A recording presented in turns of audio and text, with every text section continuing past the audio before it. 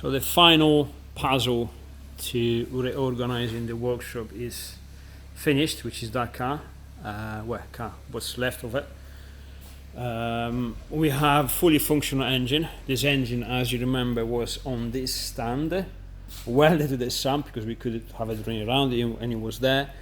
Now obviously we can use that space because it's not there anymore. It's inside the car, and the car obviously doesn't take the whole space on the ramp because my old race car is there. Again, for sale, remember, give me a hand to sell this thing. So that space is empty, so I can store my Sylvia, I can store the Frog there, so we can use this space, and all of that only takes space of a big table because it pretty much is. Only ways I can move it around, I can bring it over there if I need to, I can take it out the way if I need to. But the beautiful part is that besides the back of the car, because this car, when it was in time, we had a mock-up engine inside, and I can still show you this kind of bits. I can use it to mock up the exhausts and different turbo systems and different intakes, whatever it was needed. But this one is better because, besides this side as well, the cold intake is fabricating on this side. I can do my development and new ideas, blah blah blah, and show you how to fit the stuff that you order. And also, this is probably one of the best parts, because without the bulkhead, instead of showing you, as I usually did, what's what and how to fit anything from this perspective, which is kind of not very clear, now we can see it from here. So we can actually walk around the engine and see everything. For example, this is the new coolant pipe that we sell. They made specifically for this engine to be in the chassis, and it can show you how it fits, where does it fit, the dipstick, how it fits, anything. The wiring loom, for example, how to connect your alternator, where does it situated, and all the vacuum pipe for the servo, the coolant pipes, how to adjust your gear shifter, you mount for the adjustable mount for the charge cooler, everything. So how to lay down your electrics, because this is another thing I'm not building any more hybrid wiring looms, as you know. If you don't, there you go, now you know. I'm working on the adapter wiring loom. So what's gonna happen, even with this, we're gonna put a completely standard wiring loom, untouched, besides being cleaned, as breaking outside, we're not going to touch it. We're going to leave it exactly the same way you will buy it, or you will have the engine with the wiring loom out of donor car or whatever suits you. But that's exactly how it's going to be. And the wiring loom is going to come back, is going to go out from the engine by inside the car through this grommet here, which is original place, the original wiring loom for the ones as it goes, and it's going to be plugged between the Volkswagen wiring loom, Volkswagen ECU, Toyota ECU, and the Toyota body. And then we're going to simulate obviously with this, because obviously there's no wiring loom here because there's no car. We're going to have to simulate it, but besides the simulation of the car, of the Toyota, all the rest is going to be original. And I'm able to show you everything, where the sensors are, how to fit the engine mounts, how to fit even now one day you can see it from the top, from every perspective. I can walk around from under the car, on the top, sides, anything. I think this is brilliant.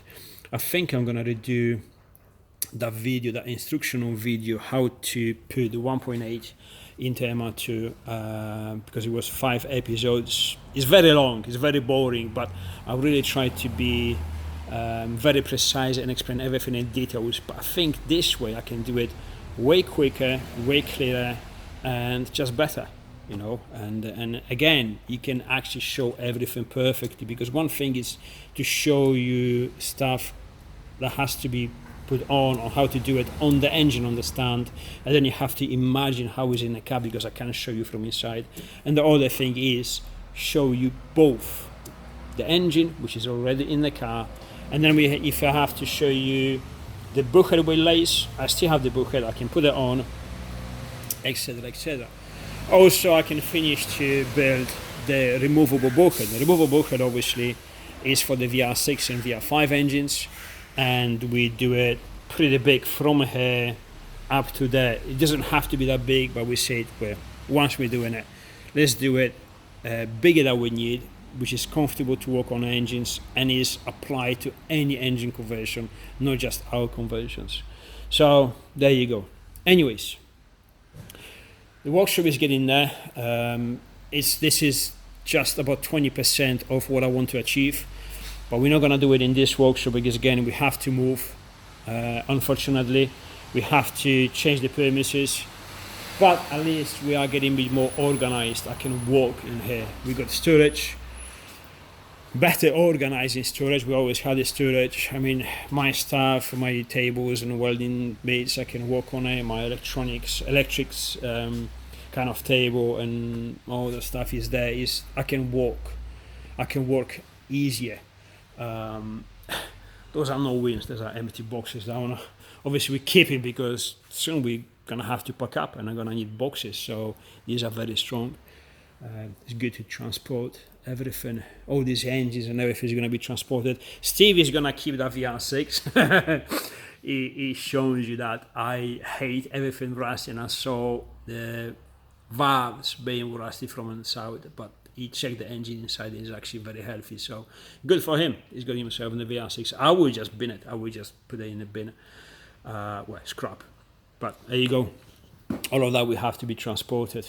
Remember, my Silvia is for sale. Please give me a hand to sell this car. I will really prefer to sell this car before we have to move, because it's not a dead car that we have to carry on in the new workshop. And the new workshop, I really, really, really wanted to set up, not as the workshop, but it is still a workshop, but not the way it was, because we're not doing custom stuff anymore.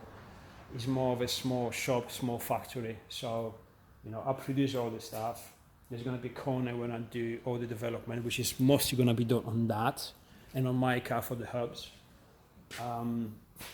But besides that, the majority of the workshop is going to be production line, storage, and then Steve is able to just, pack the stuff, and when the courier arrives, goes out. All of this is to be efficient, because we never imagined to, obviously, having so many orders. We're supposed to do, only this 1.8, and then we end up doing 1.8, VR6, VR5, DSG boxes, subframes, arms. Yes, I have the new arms for this now. I just haven't fitted it yet because I'm not working on this car till we have all the bits arriving, because there's no point to do it twice or 3 times, just all at once. But yeah, the products we have are much, much more than we expected.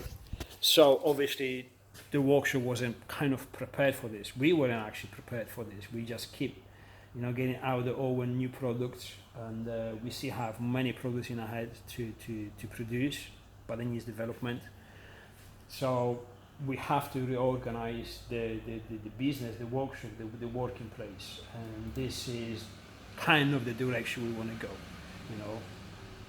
My part where I fabricated stuff, assemble. Some of the stuff doesn't have to be assembled. For example, Samco builds the cooling hoses for us and boost hoses for us. So some of the stuff arrives already. CNC machining, again, I'm not doing anything in the house. There's a company do it for me. Laser cut, which is majority of mounts and subframes, we're not doing that. Everything arrives from the company. But I have to assemble all the bits. Some of the pads we still have to assemble anyway before sending out. So there needs to be an assemble line. Majority of it is TIG welding. Then storage, and then out. But what we need to achieve is that any customer who buys the stuff from us, keep saying stuff. It's boring. I don't even notice that. When I watch my old videos, which I never do, but when I do, it's like, stop saying stuff all the time. I need to remember that. It's annoying. So when we produce the stuff, when we produce the parts, performance parts, I want them to be ready to be shipped. First of all, we're gonna achieve the point where everything is in stock. So you click buy from the website. Don't have to be any more on agreement emails and the stuff. Just on the just on the shelf, you know, you click the order, and within 2-3 days, stuff parts going out. So should be easy. Oh, there's Steve with his new daily. Borrow a car with the fish and chips. So what we're trying to achieve is to have for efficiency, and maybe with the idea to everything goes out every Fridays, assemble everything, and then it goes out. Hi. Closed. Oh no, you got it. Chips. Showing out the workshop, and then how we're trying to make everything efficient. Looks a lot better. Looks so better, and I can actually, well, we both can actually work quicker and more efficient. So now we have 3 big orders to assemble, and then we keep going with this. It's almost a shame that we have to move, but hey, it is what it is. Anyway, that's enough. You've seen everything. I'll see you soon.